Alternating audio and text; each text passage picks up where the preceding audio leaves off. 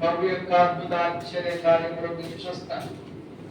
దేవుని యొద్దకు రండి, ప్రభు సన్నిధిలో ఉండండి. మన ప్రయాసలన్నీ కూడా ప్రభు తీర్చగలిగినటువంటి సమర్థుడు. ఆయనకు దగ్గరగా ఉన్న వారికి ఆయన ఏమేలు చేయక మానవు. ఆయన చేతుల్లో సమస్తమైనటువంటి ఆశీర్వాదాలు దీవెనలు నిండి ఉన్నాయి.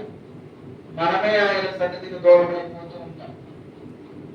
అనేకమైనటువంటి పనులు, అనేకమైనటువంటి ఆ యొక్క కార్యాలు మనం పెట్టుకొని దేవుని సన్నిధికి ఇవ్వవలసినటువంటి ప్రాధాన్యతను మనం ఇవ్వలేకపోతున్నాం. గమనించండి, అన్నిటికన్నా ముఖ్యమైనది ప్రభు పాదాల సన్నిధిలో గడపడం. దేవుని స్తోత్రం. దాని తర్వాతే ఏదైనా. ఊపిరి కంటే ప్రాధాన్యత ఏదైనా ఉందా భూమి మీద చెప్పండి. చుట్టాలు వచ్చారు, రోజు ఊపిరి పీల్చుకోవడానికి సమయం లేదు, మానేశాను ఈరోజు ఏం పీల్చుకోను, ఊపిరి పీల్చుకోవడం మానేశాను, ఒత్తిడి ఎక్కువైంది, పని ఎక్కువైంది కాబట్టి అని ఊపిరి పీల్చుకోవడం మానేస్తారా? అన్నిటికన్నా ముఖ్యమేది ఇది ఊపిరి పీల్చుకుంటేనే కదా ఏ పనైనా చేయగలుగుతాం. మరి ఈ ఊపిరి ఎక్కడి నుంచి రావాలి? ఆయన శ్వాస విడిచినప్పుడు, శ్వాస వదిలినప్పుడు, ఆయన గాలిని వదిలినప్పుడు భూమి గాలిని ఆయన బిగబడితే మొత్తము ప్రపంచపు జీవరాశి అంతా కూడా లైవ్ అయిపోతుంది. గమనిస్తున్నారా? కనుక దేవుని సన్నిధికి దగ్గరగా ఉండడం అనేది మనము మన యొక్క ఆయుష్ను పెంచుకోవడం, ఆరోగ్యాన్ని సంపాదించుకోవడం, ప్రభు కృపకు మనము దగ్గరగా ఉండడం చేత సమస్తమైనటువంటి సహాయము మనం పొందుకున్న వారంగా ఉంటాం. మన ప్రతి పాపము కూడా కడిగి వేయబడుతుంది. సబ్బు దగ్గరికి ఎందుకు వెళ్తాము? శుభ్రం చేసుకోవడం. ఉత్తనే సబ్బు దగ్గరికి ఎవరు వెళ్ళరు. శుద్ధి చేయడానికి, శుభ్రపరచుకోవడానికి మాత్రమే సబ్బుని వాడతాం. మనము శుద్ధి చేయబడడానికి దేవుని సన్నిధికి ఎప్పుడూ దగ్గరగా ఉంటాం. కారణము మనం అపవిత్రమైనటువంటి లోకంలో ఉంటున్నాం. చెడిపోయినటువంటి ఆ యొక్క ప్రపంచపు పోకడలో మనము మన యొక్క జీవనోపాధిని వెతుక్కుంటున్నాం. మరి ఇలాంటి పరిస్థితుల్లో మనల్ని మనము జాగ్రత్తగా చూసుకోవడం అనేది చాలా ముఖ్యం, చాలా అవసరం. కనుక ఈ విషయాన్ని ప్రతి ఒక్కరు గమనించి దేవుని సన్నిధికి దగ్గరగా ఉండవలసిందిగా నేను మనం చూస్తున్న లేఖన భాగం మాటను మనం చూస్తే యెషయా గ్రంథము 1వ అధ్యాయంలో దేవుని యొక్క ఆత్మ చేత భక్తుడు ప్రేరేపించబడి ఈ మాటలు రాస్తున్నాడు. ఇదిగో నా యొక్క జనులు నా మాట విని నా యొద్దకు రావాలి. 18వ వచనాన్ని చూద్దాం. 1వ అధ్యాయం 18వ వచనం. యెహోవా ఈ మాట సెలవిచ్చుచున్నాడు, రండి మన వివాదములను తీర్చుకొందుము. మీ పాపములు రక్తము వలె ఎర్రనివైనను అవి హిమము వలె తెల్లబడును. కెంపు వలె ఎర్రనివైనను అవి గొర్రెబొచ్చు వలె తెల్లని. గమనించండి, రండి మన వివాదాలను తీర్చుకుందాం. ఒకవేళ మీ పాపాలు ఎర్రగా ఉన్నాయి, అవి హిమము అంత తెల్లగైపోతాయి. అనగా మంచు పడి తెల్లగా ఐసుగడ్డలాగైపోతుంది, తెల్లగైపోతుంది. ఒకవేళ కెంపు వలె ఎర్రగా ఉన్నాయా, అవి గొర్రె మంచు వలె తెల్లగైపోతుంది. దేవుని స్తోత్రం, హల్లెలూయా. ఒకవేళ ఎర్రగా మీరు పాపము ఆ యొక్క మలినపు రక్తము చేత పట్టబడి ఉంటే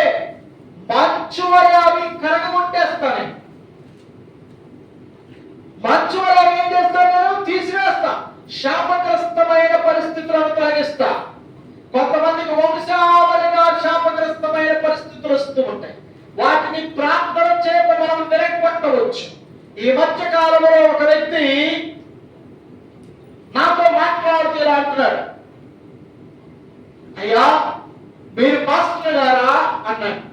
అవునండి అన్నాడు.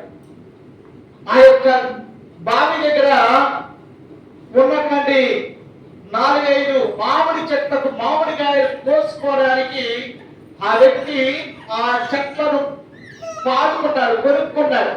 ఆ మామిడికాయలు చిక్కలతో కోసి సంచుల్లో వేసుకుంటూ ఈ బావి దగ్గర కొంతమంది పని వాళ్ళు పెట్టి నేను పని చేయిస్తున్నాను. ఆ బావి దగ్గర నీళ్లు చేదుకోవడానికి ఈయన వచ్చారు. ఆ మామిడికాయలు కోసుకునే వారికి మంచులు ఇవ్వడానికి ఈయనే ఓనర్. ఆ మామిడికాయలు కోపించేటటువంటి వ్యక్తి అన్నమాట. మాటల్లో నేను అక్కడ ఉన్నాను. ఒక ఆవిడ అయ్యగారండి వందనాలండి అంది. వందనాలన్నారు. నీళ్లు చేతుకుని వెళ్ళిపోయింది. ఇంతగా నిలబడి మీరు పాస్టర్ గారండి అన్నాడు. అవునయ్యా అన్న. వందనాలండి అన్నాడు. వందనాలు, చెప్పండి ఏంటి విషయాలు, ఎలా ఉన్నారు, ఎక్కడ ఉంటారని నేను మాట కలిపాను. అయ్యా, నేను ప్రభు యేసుక్రీస్తు వారిని నమ్ముకుని 2 సంవత్సరాలు అవుతుంది. మా ఇంట్లో నేను ఒక్కడే కొడుకు, లేక లేక పుట్టిన వారనట. మా యొక్క వంశంలో సంతానం నిలవటం లేదు, పుట్టిన వారు చనిపోతున్నారట. మా అమ్మగారు ప్రభు అయిన యేసుక్రీస్తు వారికి నన్ను మొక్కుకుంది. అయ్యా, నీ సభ్యుల వారేమో అన్నా వారే మొక్కుకుంటున్నా, నాకు బిడ్డ నువ్వు, ఆ బిడ్డ బ్రతకాలి అని మొక్కుకుందట. ప్రభు నన్ను బ్రతికించాడు, నిలబెట్టాడు. ఈ రోజు నేను 2 సంవత్సరాల క్రితం వరకు యేసు ప్రభువుని నమ్ముకోరా. నాకు పెళ్ళయింది, 15 సంవత్సరాలు అవుతుంది పెళ్ళై. మా అమ్మగారు చెప్తా ఉండేది, రే నిన్ను దేవునికి మొక్కుకున్నారా, అప్పుడే నువ్వు నిలబడ్డావు, బ్రతికావు. నీకు ముందు 9 చనిపోయారా, 2 ఆడపిల్లలు చనిపోయారు, 2 మగపిల్లలు చనిపోయారు. సంవత్సరాలకే లోపలనే చనిపోయారా. నీవు యేసు ప్రభు యొక్క దయ చేత, కృప చేత బ్రతికి పట్టకట్టావు. ప్రభు సన్నిధికి వెళ్ళరా, దేవునికి నమ్మకం రా అని చెప్తా మా అమ్మ చనిపోయింది, మా నాన్న చనిపోయారు. నేను నమ్ముకోలేదండి. నాకు పెళ్లి చేసినటువంటి 2వ సంవత్సరంలో మా అమ్మగారు చనిపోయారు, 5వ సంవత్సరం మా నాన్నగారు చనిపోయారు. ఇప్పుడు పెళ్లి చేసుకున్నాకు గడిచిన 2 సంవత్సరాలకి 15 సంవత్సరాలు నిండిపోయి. ఒక రోజున ఒక అతను చెప్పాడు, నీకు బిడ్డలు పుట్టరని అంటున్నావు కదా, ఎక్కడెక్కడ చూపించుకున్నావు, అన్ని హాస్పిటల్ తిరిగాను నేను. మావిడికి నాకు కూడా బిడ్డలు పుట్టాయో లేదని తేల్చి చెప్పారు. యశోద హాస్పిటల్లో కూడా చెప్పేశారు. విజయవాడ అన్ని హాస్పిటల్ తిరిగాం, వారిని మందు లేదు, నాకు పిల్లలు పుట్టడానికి గ్యారంటీగా చెప్పేశారు. నా దగ్గర యొక్క రిపోర్ట్లు ఉన్నాయి, ఆ భార్యకు కూడా రిపోర్ట్లు ఉన్నాయి. మా ఇద్దరికి పిల్లలు ఎవరు. నేను ఒప్పుకున్నా, యేసు ప్రభువా నాకు ఒక్క కొడుకుని చాలు, నా వంశాన్ని నిలబెట్టయ్యా, నన్ను క్షమించు అని నేను ప్రభు అయిన యేసుక్రీస్తు వారి దగ్గరికి వచ్చాను. 1 సంవత్సరం అయింది, సంవత్సరంన్నర అయింది. మా ఆవిడ ప్రెగ్నెంట్ అయింది. దేవుడి స్తోత్రం, హల్లెలూయా. ఇప్పుడు నాకు 9 నెలల బాగున్నాడు. ఆమేన్, హల్లెలూయా. యేసు ప్రభు చాలా గొప్పవాడండి. ఏడ్చి ఏడ్చి ఎక్కెక్కి ఏడుస్తూ చెప్తున్నాడు, అయ్యా ఎంత గొప్పవాడంటే నేను ఎంత ధనాన్ని పోసేశానంటే, విస్తారమైన ధనాన్ని పోసేశానండి, ఖర్చు పెట్టేశాను బిడ్డల కొరకు. ప్రభు మాట విని క్షమించమని, నా పాపాలు కడుక్కుని, నా అపరాధాలు కడుక్కుని దేవుని సన్నిధికి వెళ్తే ప్రభు నన్ను, నా భార్యను సంతాన ప్రాప్తి వస్తు అని దీవించాడండి. హల్లెలూయా. ఎప్పుడు ఆయనకు దగ్గరగా, ఆశీర్వాదం ఎప్పుడు వస్తుంది? దూరంగా ఉంటే వస్తుందా, దగ్గరగా ఉంటే వస్తుంది? ఆశీర్వాదించడానికి ఏం చేస్తారు పెద్దోళ్ళు? రండి. ఏం చేస్తారు? తర్వాత మాట మీరే చెప్పండి. రండి అంటారండి. రండి ఆశీర్వదిస్తా. ఎక్కడ ఉంటే కుటుంబం రండి ఆశీర్వదిస్తా. ఒకవేళ మీ పాపాలు ఎర్రగా ఉంటే తెల్ల కరిగించేస్తా. దేవుని స్తోత్రం. కరిగేస్తా. ఒకవేళ కెప్పుగా ఎర్రగా ఉంటే గొర్రె వచ్చుగా తెల్లగా చేసేస్తా. దేవుని స్తోత్రం. దేవుని సన్నిధిలో ఉండడానికి మనం సిద్ధపడాలి. మనము దానినే అలక్ష్య పెడతాం. మన సంపాదన వరకు పాడు సంపాదన, పనికిమాల సంపాదన, దీన్ని పోగేసి ఏం చేస్తాం? పోగేసుకుని వెనకాల మనం చచ్చిపోయినప్పుడు వెనకాల వచ్చే వాళ్ళు పోగేసుకోవడం, మనం మీద వేసేటటువంటి ఆ యొక్క పూల కొరకు పోగేసుకోవడం, బెడ్లు కొరకు పోగేసుకోవడం, భోజనాల కొరకు పోగేసుకోవడం అంటే ఏం లేదు. నువ్వు ప్రభు కృపను పోగేసుకో. దేవుని స్తోత్రం. లేక మామూలు మనం చదువుతాం కదా, ప్రకటన గ్రంథము 14:13 వచనంలో చక్కటి మాట ఉంటుంది. ఏంటో తెలుసా? ఇదిగో వారు ఈ లోకంలో శ్రమపడి దేవుని యందు చేరారు కాబట్టి ఇప్పటి నుంచి ప్రభువునందు మృతి పొందిన మృతులు ధన్యులని వ్రాయము. దేవుని స్తోత్రం. వారు విశ్రాంతి పొందడానికి విశ్రాంతి కలిగిన చోట్లకి వెళ్ళిపోయారు కాబట్టి వారు ధన్యులని రాయము. వారి క్రియలు వారి వెంట, అంతే ఉంది అక్కడ. చదవండి. వారి క్రియలు వారి వెంట వచ్చును. ఆమేన్. దేవుని మందిరములో ఉండడానికి ఇష్టపడారు చాలా మంది. నేను గమనించాను, నీ మందిరాన్ని ప్రక్కన కూడా ఎన్నో ఘోర పనులు దుర్పనులు పరిగెత్తుతూ ఉంటారు చాలా మంది. ఏంటో అనేకంగా పరిగెత్తలు అయిపోతూ ఉంటారు. ఏం చేద్దామని అక్కడికి వెళ్ళి సినిమా హాల్లో డాన్స్ చేద్దామని, లేకపోతే అక్కడ ఏమన్నా ఇక్కడ యేసుప్రభు చిరిగిపోయి బట్టలు వేసుకున్నారు, అక్కడ కోట్లు వేసుకున్నారు. యేసుప్రభే ఎంతమంది ఇక్కడ పడుతుంది ఈ మాటలో? ఇక్కడ యేసుప్రభు ఏమో చిరిగిపోయిన బట్టలు వేసుకున్నాడు నీ మందిరంలో, నీ సొంత మందిరంలో. అక్కడ యేసుప్రభు ఎక్కడున్నాడు? కోట్లు వేసుకుని ఉన్నాడు యేసుప్రభు. ఇక్కడ యేసుప్రభు కాదా, అక్కడ యేసుప్రభు కాదా? నీవు నీ మందిరము, నీ తల్లి సంఘాన్ని ఎప్పుడు విడిచిపెట్టబోవో. దేవుని స్తోత్రం. నీ మందిరము, నీ తల్లి సంఘము, నీ యొక్క సేవకులు నీ కొరకు బలంగా కన్నీరు గార్చి ప్రార్థన చేస్తాడు. నీవు ఎప్పుడు రమ్మన్నా పరిగెత్తుకు వస్తాడు. నీ యొక్క పాపాలతో కన్నీరు గార్చి ప్రార్థన చేస్తాడు. నువ్వేమో పనికి మాత్రం ఆలోచన పెట్టుకుని పరిగెత్తా ఉంటావు. ఊర్లో ఉంటాయి అక్కడ మాట్లాడుతూ ఉంటావు. సిగ్గులేదు. నిజం చెప్తున్నాను. ప్రభు వారు అంటున్నారు, మీ అభిమానులు అన్నితో పోతున్నారు, మీరు నా మాట మీద తిరుగుతున్నారు. ఇష్టానుసారంగా లేక బాబు మన మాట చెప్పిన ఇదిగో నా మరియు నా స్వరమును గాలి తమ సొంతమైన తొట్టి ఎదురు. మీరైతే గాలికి ఏం తెలుసు? ఎద్దు తన కామందు ఎరుగును, గాలితో తన సొంతమాని దొడ్డిని ఎరుగును. నా జనులు పాపిష్టి జనులై, వారు పాపిష్టి జనము, దోషవర్తమైన జనులారు, దుష్ట సంతానము, మీరు నన్ను విడిచి తిరుగుతున్నారు.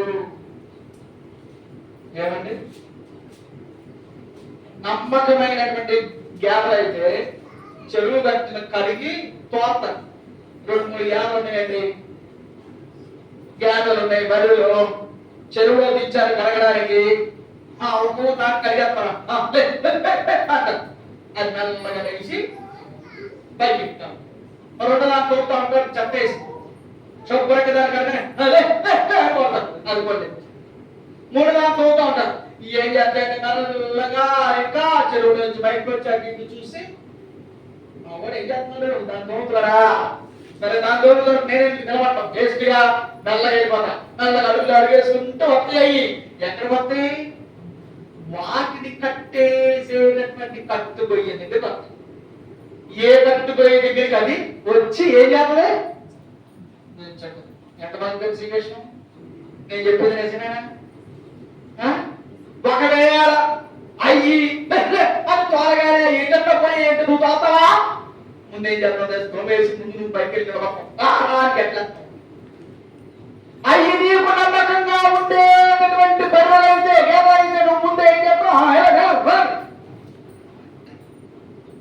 నమ్మకస్తులుగా మనము దేవుని సన్నిధిలో ఉండాలి. నా దేవుడు నా సేవకుడు పిలుస్తున్నాడు. దేవుని స్తోత్రం, హల్లెలూయా. మన కొరకు ప్రార్థన చేయడానికి రండి నా చెప్తాను. చాలా మంది దైవ సేవకులు వస్తే అంటారు కదా, నా గురించి ప్రార్థన చేయగల అయ్యారు, నా గురించి ప్రార్థన చేయడం అయ్యారు అంటే వాళ్ళు అంటారు కదా, చెప్తావు మాట నీ గురించి నీ పేరు లేదు, నీ ఊరు లేదు, నీ బారు లేదు, పిలిచిన మాస్టర్ గారి పేరు కూడా వాళ్ళకి తెలియదు. గన్నవరంలో ఎవరు అయ్యగారు పిలిచారు, వాక్యం చెప్పమని వాక్యం చెప్పేశాను, శుభ్రమ్మ ఎవరో వచ్చారు వాళ్ళందరినీ అనేసి అన్ని పప్పులు నోటేస్తున్నాం అనేసి దిగేసినట్టుగా చేస్తామన్నమాట ప్రార్థన. బాధపడుతులు ఏంటి జీడిపప్పులు, కేసరిపప్పులు అవి వేసుకుని ఒక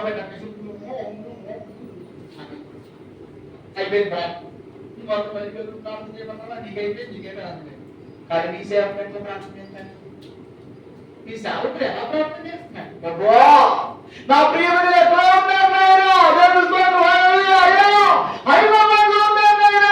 పనిచేసుకున్నారు ప్రభు. విస్తారమైనటువంటి ఆయన ఆ యొక్క ట్రాఫిక్ లో ప్రభు వెళ్తున్నారు వస్తున్నారు, కష్టపడుతున్నారు. చిన్న చిన్న బిడ్డలు ఏడుస్తూ ప్రార్థన చేస్తారు.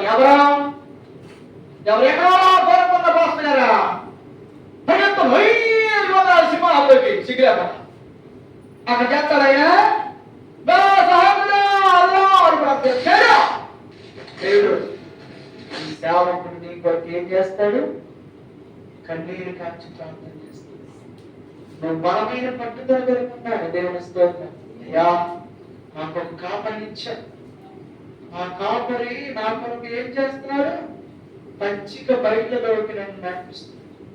చక్కటి వాక్యాన్ని సిద్ధపరుస్తున్నాడు. శ్రేష్టమైనటువంటి ఆహారం నాకు ఇస్తున్నాడు. మోకాలు వేసి నా కొరకు నా కుటుంబం ఆ బిడ్డల కొరకు కన్నీరు ఖర్చు ప్రార్థన చేస్తున్నాడు. అయ్యా నా అయ్యగా చస్తే మోసుకెళ్ళేది నా అయ్యగానే, నాకు చేసేది నా అయ్యగానే, నా ఇంటికి వచ్చేది, నా ఇంట్లో ఉన్నటువంటి కలవరేంతో నా కష్టాన్ని తినేది నా అయ్యగానే, నన్ను ప్రేమించేది నా అయ్యగానే ఉన్నటువంటి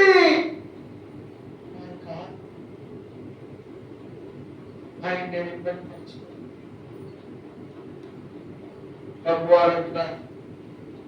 నా జనులు నా స్వరము వినును, నా గొర్రెలు నా స్వరము వినును. దేవుని స్తోత్రం. గమనించండి, నీ బిడ్డలకు నువ్వు మంచి భోజనాన్ని పెడతావు. నువ్వు పచ్చడి మెంతులు తిని నీ బిడ్డలకు మంచి భోజనాన్ని పెడతావు. నీ కాపరి కూడా నీ కొరకు మంచి భోజనాన్ని సిద్ధపరుస్తాయి.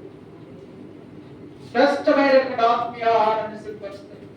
దేవుని బాగుండి మనం చదువుతాం. ప్రయాసపడి భారము మోసుకొని పోవచ్చున్న సమస్త జనులారా మీరు నా యొద్దకు రండి, రండి నా దగ్గరికి రండి. దేవుని స్తోత్రం. మనకి యూట్యూబ్లో కావాలి. వాళ్ళు చెప్తా ఉంటాడు, అబ్బాయి చెప్పండి చెప్తాడు. దీంట్లో నేను కొడితే వచ్చేద్దామంటే అవసరం లేదా నన్ను చూడ నేను చెప్తాను వాక్యం అంటాడు. అక్షయ రాజ్యాలు ఈ మధ్య కూడా అంటారు క్యారెక్టర్ గురించి అంటారు. మరి వాళ్ళన్నీ చెప్తా ఉంటారు. అవి మన చెవులు కోసుకుంటే ఇంకా రక్తం కాడిపోయిన సరే ఈ మాట వెళ్ళిపోతాడు. బయట గురించి చెప్పని షాక్ అయిపోతాయి చెవులు.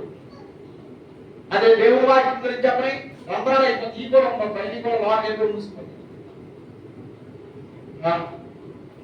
గమనించండి, మనకు ఒక అలవాటు ఉందండి. అనేక మందికి మనం దైవవాక్యాన్ని సంవత్సరానికి పంచుతాం. ఇక్కడ ఇస్తున్నాం కదా, ఎవరైనా ఏమన్నా పే చేశారా? క్యాలెండర్కి పే అంటే డబ్బులు ఇచ్చారా? మనం ఎక్కడ ఎవరు తిన్న డబ్బులు ఒక్క సహోదరుడు ఎవరికి ఇచ్చిన అందరికి ఉచితంగా ఇచ్చే దానికి దేవుడు పే చేస్తారు. దేవుడు ఇస్తారు.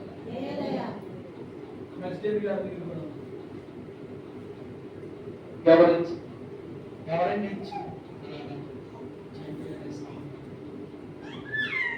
దేవుడు వాళ్ళని దీవించాడు. దేవుడు ఇస్తారు. అంతేగాని డబ్బులు పోగేసుకోవడానికి పోగొట్టుకోవడానికి నువ్వు పాస్టర్ అయ్యారు, నీకు కన్నీరు కాచి ప్రార్థన చేస్తాను. నీ దేవుడు నిన్ను ప్రేమించి పిలుస్తున్నాడు.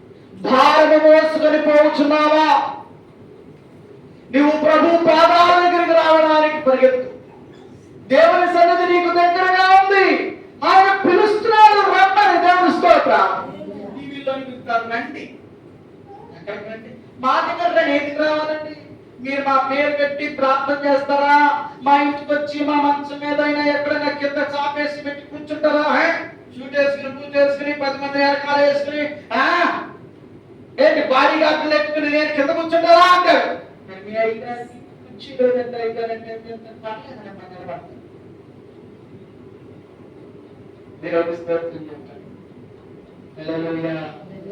రండి. మీ ప్రయాస కొరకు వచ్చి ఏం చేయండి? ఈ భారాన్ని దేవుడు తీసివేస్తాడు. దేవుడు స్తోత్రం. దగ్గర మా యాకోబు రాసిన పత్రికలో మనం చదువుతాం ఈ మాటను. నాతో మరి ఏకీభవించి చూడండి. యాకోబు రాసినటువంటి పత్రిక 4వ అధ్యాయము 8వ వచనాన్ని చూద్దాం. దేవుని సన్నిధికి మనం ఎప్పుడు కూడా పాదాన్ని మన దేవుని స్తోత్రం ఒక తీర్మానం తీసుకోవాలి, ఒక వరపడి తీసుకోవాలి. ప్రభు బ్రతికినంత కాలము నేను నా మందిరము నీవు నాకు ఇచ్చినటువంటి ప్రభు నీవు నాకు ఇచ్చినటువంటి మందిరములో నేనుంటా. దేవుని స్తోత్రం. హల్లెలూయా. నా సేవకునికి నా కాపరికి నమ్మకంగా ఉంటా. నేను వస్తా, నేనుంటా, నేను సన్నిధిగా ఉంటా. దేవుని స్తోత్రం. హల్లెలూయా. 4వ అధ్యాయం 8వ వచనంలో దేవుని దగ్గరికి రండి, అప్పుడే మీ యొద్దకు వచ్చును. దేవుని స్తోత్రం. ఇందాక ఎవరు పిలిచారు? ప్రయాసపడి భారము మోసుకొని పోవచ్చున్న సమస్త జనులారా. ఎవరు పిలిచింది? ఎవరు?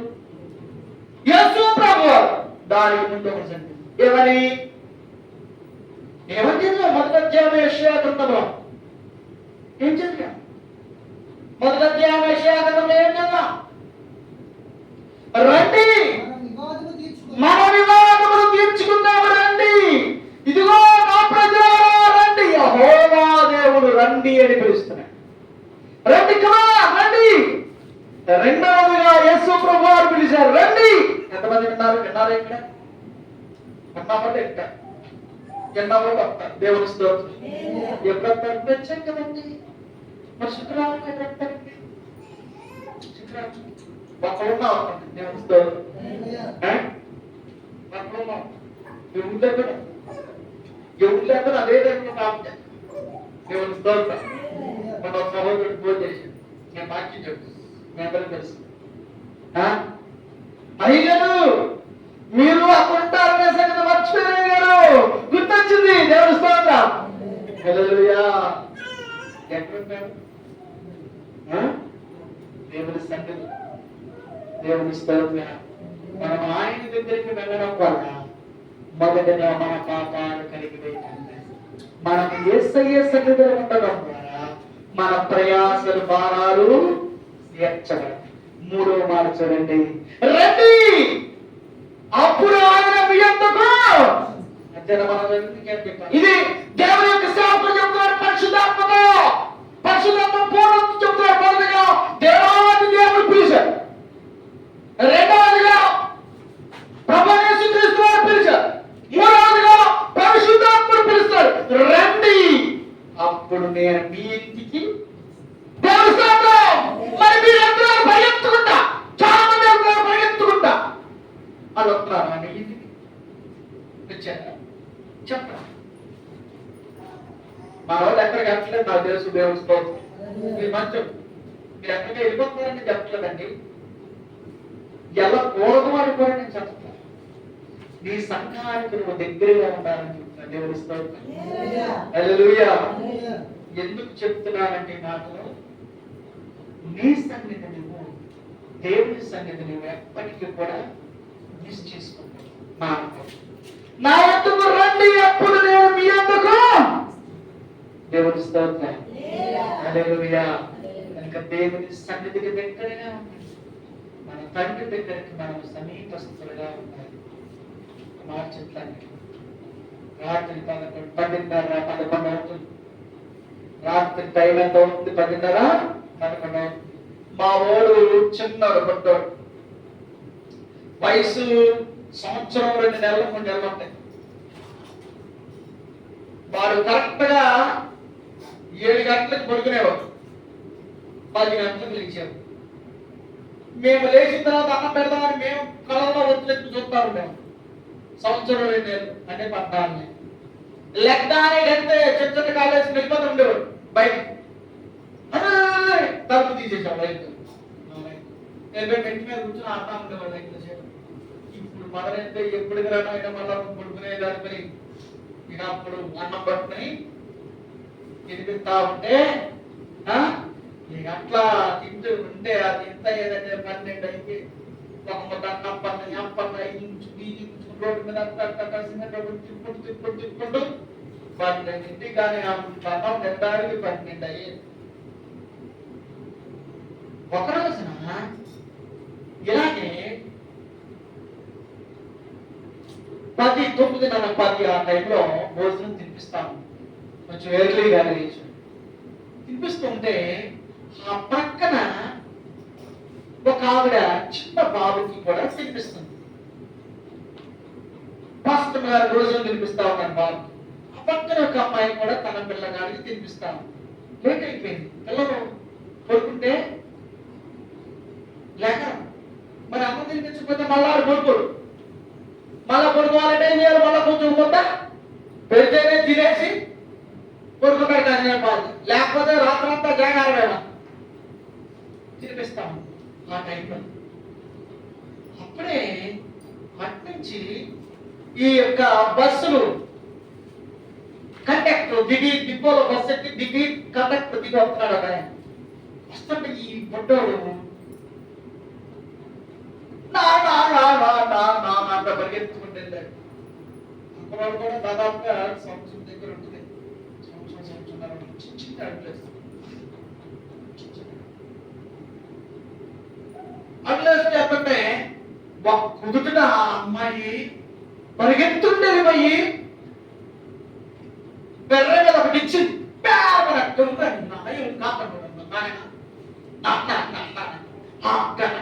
ఈడ్చుకుంటే కనిపించిన వాళ్ళందరూ కూడా నానంటే తల్లికి ఎలా ఉంది? బాబు కట్టలు తెచ్చుకొచ్చారు, చిన్నపిల్లాడే కానీ ఆ మాట ఎంత ఏమిచ్చినా కనిపించింది. నీకు చెప్తున్నా, దేవుని సేవకుడు, నీకు దేవుని సంగతి, నీ తండ్రి సంగం, మీ యొక్క ఆత్మీయ తండ్రి దేవుని స్తోత్రం. నీ ఆత్మీయ తండ్రి ఆత్మీయ ఎదుగుదల నీకు బాప్తీసం ఇచ్చి కన్నీరు కార్చి ప్రార్థన చేస్తుంది. వాస్తవం నీ పేరు పెట్టి నీ జీవితం పట్టి ఎలుగెత్తి ఏడుస్తున్నాడు. ప్రియ సహోదరు, ఎక్కడ జ్ఞాపకం చేసుకున్న సహోదరుడు, ప్రభు పాదాల దగ్గర ఉండు, స్థిరంగా ఉండు, నిలకడగా ఉండు. ఒక పాపముతో కూడిన పరిస్థితి నీకుంటే ఆయన నిన్ను క్షమిస్తాను రా అంటున్నాడు. మాత్రం ఒకవేళ పాపము కలిగి ఒత్తిడి కలిగి అనేక మంది శోధనలతో ఇబ్బందులతో కలిగిపోతూ మానసికంగా ఒత్తిడి కలిగి ఉంటే వాటిని తీసుకుంటా ప్రయాసంతా తీరుస్తాను. ఒకవేళ నా దేవుడు నాతో రావాలి, నా ఇంటి ఉండాలి, నా సేవకుడు నాతో ఉండాలంటే నువ్వు దేవుడి మందిరంలో క్రమంగా ఉండు. ప్రభు నీ వెంటే ఉంటాడు. నా ఎందుకు రండి, అప్పుడు నేను ఎందుకు వచ్చు. ఇంకా చదువుగా మాటలు ముగించండి, చదవండి. దేవుడు ఎందుకు రండి, అప్పుడు ఆయన ఎందుకు వచ్చారు? పాపంలో మీ చేతులను శుభ్రంగా కడుక్కోండి. మీ హృదయంలో కొంతమంది 2 స్తంభాలుగా ఉంటారు. అక్కడ కలిసి ఇక్కడ కలిసి, అక్కడ కలిసి ఇక్కడ కలిసి ఉండద్దు. మంచిది కాదు. ఇల్లు చిన్నదే కాదు, గుడిసే కాదు, బోనేసుకున్న హాయిగా నిద్రండి, బోనేసుకుంటున్న హాయిగా